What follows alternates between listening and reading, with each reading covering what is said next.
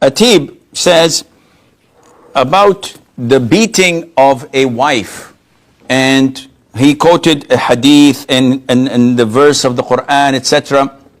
Akhi, the general trend is that Allah ordered men to be kind to their wives. Allah says in the Quran, وَعَاشِرُوهُنَّ بِالْمَعْرُوفِ. You have to live with them in what is normal, what is kind, what is well known to people, to be accepted. You have a mother, you have a wife, you have a daughter, you have a sister, and you don't like people to deal with them harshly or in a violent way. So this is the general trend. However, what goes behind closed doors is something that only the man and his wife are capable of handling. There should be no outside interference, because whenever there is interference from the families, things go south.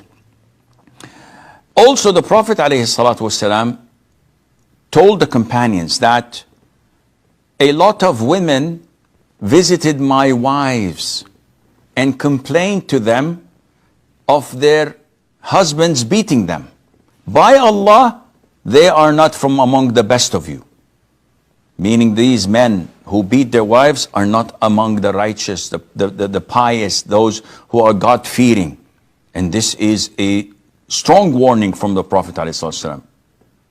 Now, when we judge things, we don't as Muslims refer to the United Nations. We don't refer to the Geneva Convention.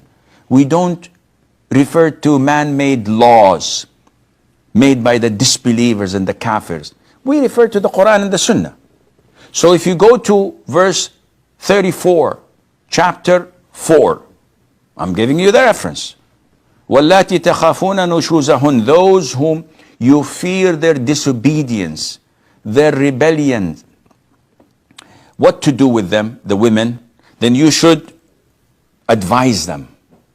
You should give them counseling. You should remind them of Allah, of how bad this is, how sinful it is, and that they are doing something that Allah does not love. فَعِظُوهُنَّ. If this doesn't work, وَهْجُرُوهُنَّ فِي الْمَضَاجِعِ. Then you have to abandon them, but this is only in regards of intimacy. So you sleep with her on the same bed, but you don't have any intimacy. You don't hug her, you don't kiss her, you don't have any hanky-panky.